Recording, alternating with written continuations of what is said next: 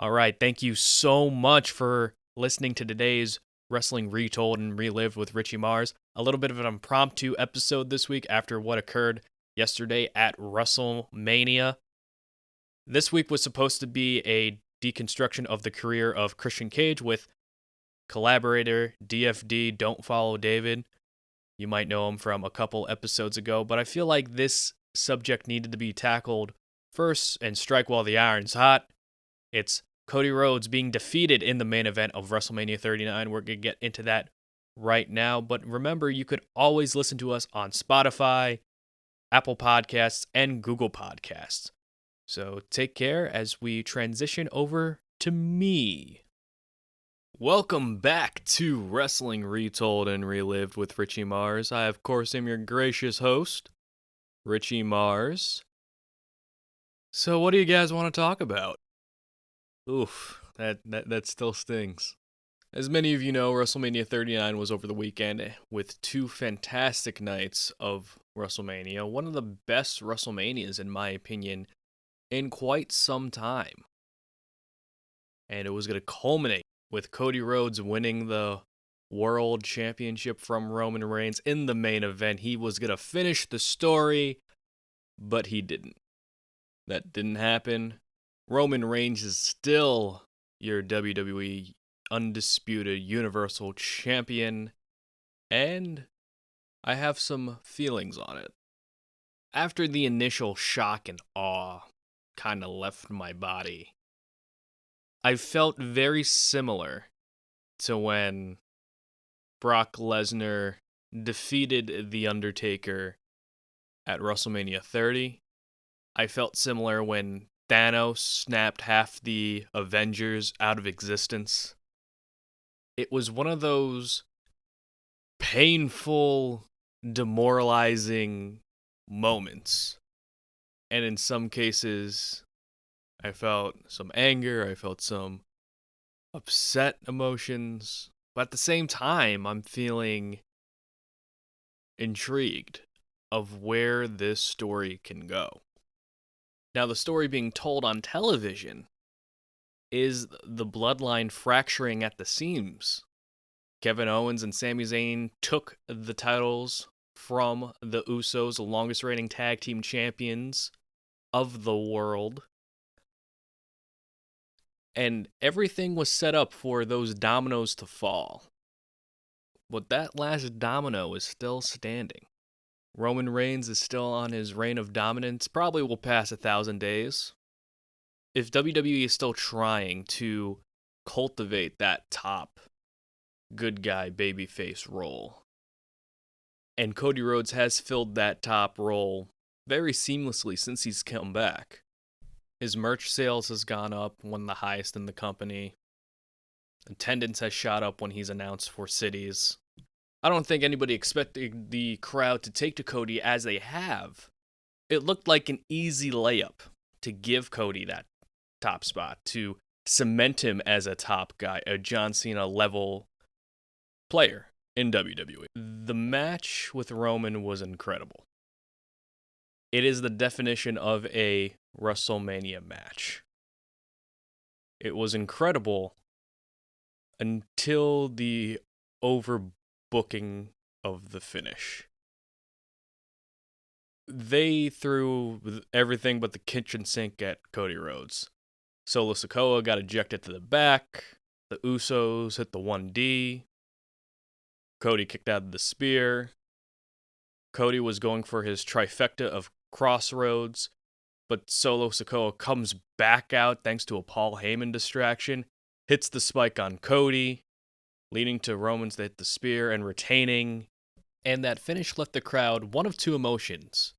One very deflated, their guy just lost, and another of immense anger. I actually saw a TikTok video of someone actually punching their seat, trying to rip the seat cushion out of a stadium. I wouldn't go that far. I wouldn't rip my seat out. But like I said before, it seemed like such an easy layup, for lack of a better term, to cement Cody right now. And I can't criticize this story yet. I can definitely criticize the chapter but I can't criticize the entirety of the story because it's still ongoing. My concern for Cody Rhodes and this whole story is, how do you keep the momentum of Cody Rhodes? How do you build a guy who lost the biggest match of his career up to this point? It's almost kind of like Rocky 1. I know CM Punk hasn't watched any of the Rockies, but I'm going to divulge on what Rocky is. No, Rocky's the underdog fighter, just brought in to replace a challenger, so Apollo Creed can have someone to beat, but Rocky takes him to the distance, but he still loses in the end. Rocky 2, that's the movie that Rocky wins. So we might have seen Cody Rhodes as Rocky, but now's the story to Rocky 2. Hypothetically, if Cody Rhodes were to win the championship at WrestleMania, you would have a bunch of fresh new matchups with Cody as champion. You could have him face off against Gunther. You could have him face off against Randy Orton, kind of play off Cody's history in WWE up to this point. The only rivalry we saw with Cody Rhodes when he returned to WWE was with Seth Rollins and with Roman Reigns. There's still a plethora amount of people Cody has yet to work with. And maybe this decision was made just so Cody can gain and garner more familiarity with the audience of WWE. Cody Rhodes returned last year at WrestleMania. Then almost immediately, he was sidelined in June. Then he came back this year in January. So you got April, May, June, January, February, March.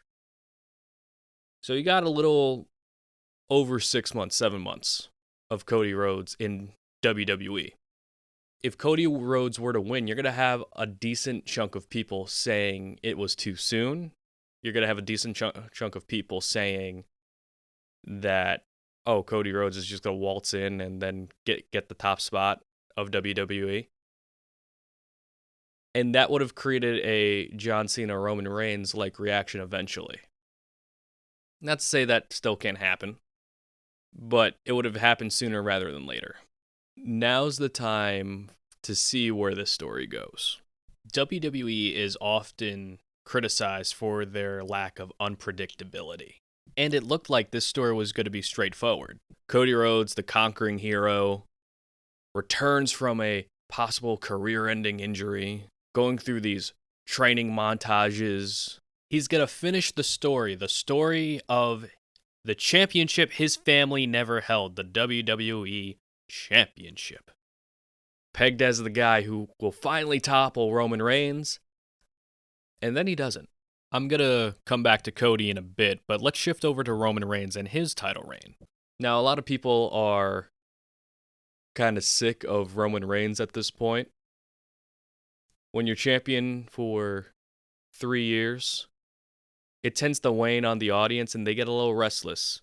And it's quite the contrast to the relatively shorter title reigns we're used to. For the most part, these title reigns usually last a couple months at best. It's really rare in the WWE landscape that a championship run lasts multiple years. And when you have the same guy as this dominant champion, and with this day and age, and with wrestling fans especially, it's a what have you done for me lately kind of entertainment. And some people get bored fairly quickly if a story is playing out to this length. And as much as Roman has been cultivated as this megastar, and the story of the bloodline being fractured still being told, I just fear that a lot of people aren't going to keep investing in that story. There have been times where WWE would tell multi-year storylines, and it really depends on the steps and stages you tell those stories. The last long-term storyline I remember being this long was The Rock and John Cena, and I remember towards the final act of that story leading into WrestleMania 29, people were getting antsy. They were getting kind of sick of the whole build because they knew what was going to happen. The difference with this story is that nobody knows for sure what's gonna happen. And in many respects, that's a great feeling to have. The biggest challenge that WWE now faces creatively is how Roman Reigns' challengers are going to be believable enough to challenge Roman not only for the championships, but be a viable contender to take those championships off of him and to make it interesting. A big hurdle to overcome in these rematches, if they decide to have these rematches of past Roman Reigns opponents, is how are you going to make them excited, if not more excited, for the rematch? Drew McIntyre had a shot at Clash at the Castle. Sami Zayn had a shot in front of his hometown at Elimination Chamber. Cody Rhodes had his shot at WrestleMania. How is it going to be more engaging? It all has to come down to the story. And who is that individual that's going to be right for this story? Having a world champion that rarely appears and has both world titles in his possession does limit the amount of stars that can be created from it. And with Roman Reigns being the only megastar WWE has at this moment, I'm afraid it might turn into the Roman Reigns and Friends show the more this goes on. I do believe Cody Rhodes' story doesn't end here. As I'm recording this, Monday Night Raw hasn't happened yet. Cody Rhodes says, finish the story. He needs to finish the story. Well, the story's not finished. The chapter is, but the story still continues. And whether he earns another championship opportunity, whether he gets involved with other competitors on his way back to Roman Reigns to try to build up Cody's stock once again. As I sit here coping about it, I do believe Cody Rhodes is going to be champion one day. It's all a matter of when they think the time's right, but as of now, the Roman Reigns, like the Thanos-like cloud of Roman Reigns, is still haunting WWE. For better or worse, whatever opinion you have. It's not bleak for the company. WWE just got sold to Endeavor for $9.3 billion. That's billion with a B. So they're doing fine. The only question is, creatively, will they be able to keep the interest of the WWE fans? But on the flip side, Cody Rhodes proved a lot of things yesterday in the main event of WrestleMania 39. One, he can hang with Roman Reigns. He can portray himself and make people care about him, even if they're not necessarily Cody fans. He got the crowd on his side. If you notice when both of them came out, both of them kind of got mixed reactions because both of them are probably the two most popular people currently in WWE. You could throw Seth Rollins in there as well. And as the match went on, those scales kind of tipped in the favor of Cody. All of a sudden, it's 70-30 Cody, then it's 80-20 Cody, then it's 90-10 Cody. All of a sudden, Cody is the full-fledged babyface of this match. People coming into this match didn't see Cody as that top-level performer.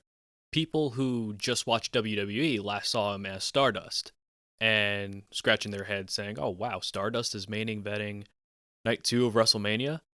And those who watched Cody in AEW picture, oh, he just left AEW, the company he helped found, just so he could get a pay raise from WWE. So if Cody were to win right away the championship, it would have just kind of created this unbalance, I guess, within the fan base. And I know people are invested in this storyline because somebody texted me, I'm not going to name who, but they were watching the show and they don't watch wrestling. And they got very invested in this story. And after it was over, they were emotionally invested in it. They're doing something right in this story. I don't feel great about it. I feel like the ending to that match really sucked the air out of the crowd and the audience at home. But if they are continuing on this story path of rebuilding Cody Rhodes, I can look back at it and say this was a wonderful piece of storytelling, even if it was an overbooked, chaotic scene. I can dislike the chapter of the story, but I can't criticize the book that hasn't been finished yet. It feels incomplete, and that's the best way I can describe this feeling of this story of Cody Rhodes and Roman Reigns. It's incomplete. There's still a lot more meat left on the bone from a storytelling perspective. The question is, how long are they going to drag out this story? Will it be the summer? Will it be next year at WrestleMania? Are we going to be patient enough to wait for the payoff of this story? I don't know. And to keep the audience engaged, it's going to be a challenge. It's going to be a challenge to tell that next story with Roman still champion. After yesterday's WrestleMania main event, they definitely got my attention. That's what you want. They definitely have me tuning into Raw tonight. So we're going to see where the story pairs off with Roman Reigns and Cody Rhodes. When Triple H took over WWE Creative, a lot of us exhaled a sigh of relief. We saw what he did with NXT. We saw how he made wrestling kind of the focus and how the storylines were sometimes more engaging than the ones on the main roster. But here's an interesting thing that I've noticed about Triple H. Triple H is very old school when it comes to his champions. If you look at Asuka, if you look at Finn Balor, if you look at Adam Cole, all these heelish champions hold the title for a long period of time. And once you're clamoring for this next guy, he's going to be the guy to take down the champion, and then they don't. And then they're kind of shuffled back to the bottom. And once in Triple H's NXT, when a good guy would finally beat that champion, their title reigns were pretty quick. Sami Zayn, Johnny Gargano, Keith Lee, all of their title reigns, I'd be surprised if they reached the 2-month mark.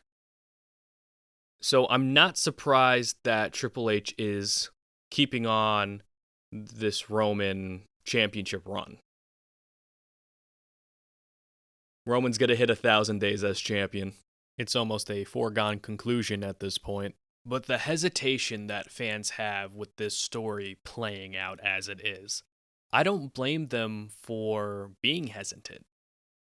You have Triple H as creative, who did wonders for the NXT brand, but now Vince McMahon is still in control of the company. Well, not in control, he's now the executive chairman of the company after the buyout, and he can still see over creative. And he can, on a flip of a switch, he can say, okay, I'm back in charge of creative at this point. The only reason why I don't see Vince taking over the creative operations of WWE at this time is the success that WWE has had with their stadium shows and with the payoff of these storylines, like the Sami Zayn storyline that's been going on for a better part of a year, at least. So I do have faith in that regard that Triple H can lead this story and it not being interrupted by a Vince McMahon decision. But again, time will tell. I do trust the process that Triple H has going. I do think, if I'm looking at the black and gold era of NXT where Triple H was controlling that brand, there were some stories that ran on a little bit long. Johnny Gargano and Tommaso Ciampa come to mind. And my only fear is they might extend this a lot more, not strike when the iron's hot. The iron was hot yesterday, but will the temperature still be that hot for Cody Rhodes versus Roman Reigns from a year from now? 6 months from now? Again, it all depends on what they build with this story. Me personally, I hope it's sometime soon. There's only so many guys you could put in creative limbo that aren't getting an opportunity at the World Championship, and that could be detrimental to the rest of the roster. And hopefully they handle Roman's booking correctly. Hopefully they handle the rest of the roster's booking correctly. And hopefully they decide the right guy to take those titles off that Roman and become their next face of the company, ideally. We just ended Avengers Infinity War right now, the WWE version. And Avengers Endgame is still to come to wrap the whole story up. Hopefully it's a better movie than Endgame. That's my hot take for this podcast. Endgame wasn't the best finale, but it was a good finale. Hopefully, whatever finale this story comes to helps build the future of WWE and is beneficial to the entire roster as a whole, because that's what this should be about. Roman's reign is about elevating stars of WWE.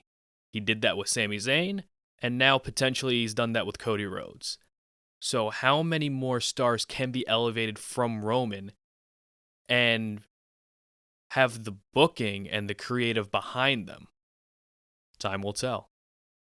I know they're not done with Cody Rhodes yet, just based on the fact they're selling the uncrowned, unfinished story t-shirts, the finish the story t-shirts they were selling all WrestleMania weekend and what they have on WWEshop.com.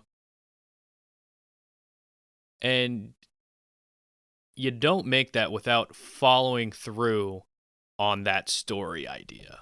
Again, maybe it's me coping again, but my advice to anybody who's affected by this story, hurt by this story, didn't like the result of this story, be patient. And I know that's a lot to say to you because Roman's reign has been here for 3 years. It's almost reaching 1,000 days.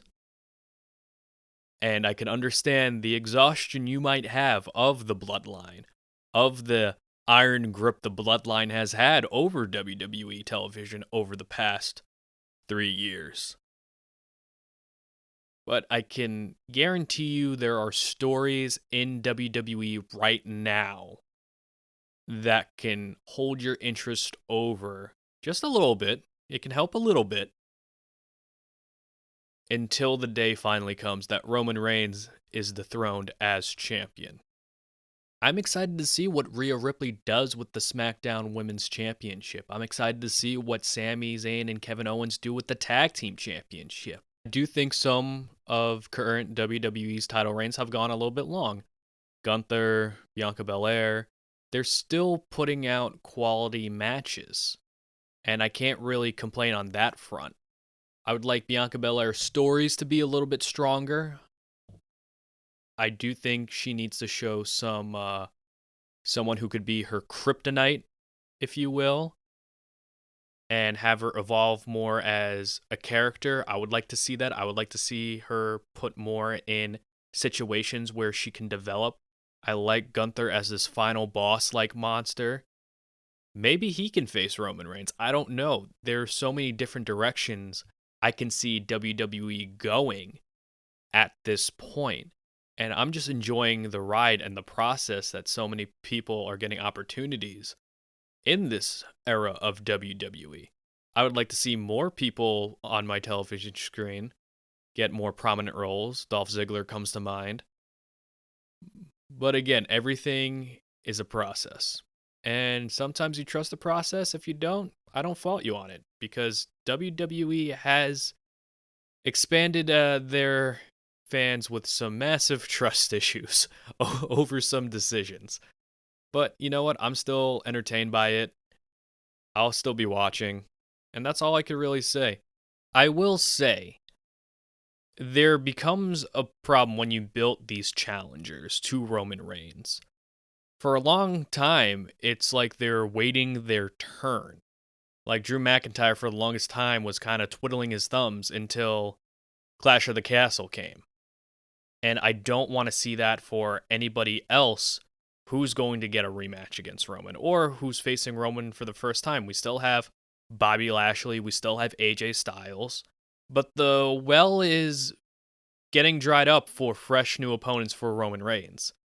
So I can see this year kind of being a struggle creatively to keep Roman in that position. And on the Cody Rhodes side, he has a plethora of opponents he hasn't faced in WWE yet. So both of them still have fresh matchups to have with this current roster. And who knows if WWE is going to bring like a draft to split the Raw and SmackDown brands again. And even that will freshen things up. A new atmosphere will freshen up for these stars. It just is a matter of, can they retain the interest of the WWE audience? Now, as the main event of WrestleMania 39 stands, it's either going to be the biggest blunder in WWE history in quite some time, or it can be chapter 1 and possibly one of the greatest stories that WWE has ever told. What WrestleMania did prove to us is that Roman Reigns is on a legendary run. Cody Rhodes can hang in the main event of WrestleMania and showed that he belongs in that spot. And that's exactly what he set out to prove when he left WWE prior. And I don't know about you guys, but I'm just kind of enjoying the ride as it is. I'm enjoying it as much as I can. I've been very adamant that Cody should have been the one to take down Roman, but I'm going to let the story play out a little bit longer before I give my final judgment on WWE and their treatment of this Roman Reigns title reign and their treatment of Cody. All right, this was Wrestling Retold and Relived with Richie Mars. You could always follow us on Instagram and Twitter at Retold Richie Mars. You could follow me on TikTok where I do some wrestling content under The One Richie Mars.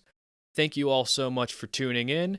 Have a great day. TTFN. Ta-ta for now. Bye-bye.